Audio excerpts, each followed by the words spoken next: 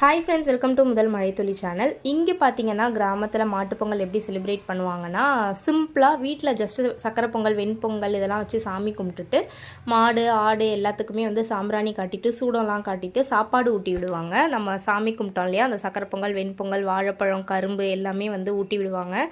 இது வந்து நம்ம குட்டி வந்து சாப்பிடவே இல்லை, அவன் சாப்பிட மாட்டான். நான் பொங்கல் அவனை வலுக்கட்டாயமாக ஊட்டி விட்டாங்க. அதுக்கப்புறம் ஆட்டுக்குட்டி எல்லாத்துக்குமே வந்து வாழைப்பழம் எல்லாம் கொடுத்தாங்க. எல்லாம் போட்டு சாப்பிட வந்துடுச்சுங்க, தட்டோட தூக்கிக்கிட்டு. ஒரே ஃபன்னாக இருந்துச்சு அன்னைக்கு. எல்லாத்துக்கும் ஊட்டி விட்டுட்டு அதுக்கப்புறம் வீட்டுக்கு வந்த குட்டீஸ் எல்லாருக்குமே சாப்பாடு போட்டோம். இவங்க வீட்டில் பார்த்திங்கன்னா ரெண்டு மாடு இருக்குது. ஒன்று ஜல்லிக்கட்டு, ஒன்று பசுமாடு வந்து நைட்டு வீட்டுக்கு வரல, அது காலையில் தான் வந்துச்சு.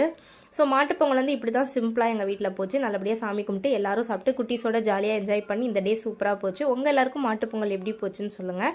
இங்கே வந்து காணும் பொங்கல் தான் நல்லா செலிப்ரேட் பண்ணுவாங்க.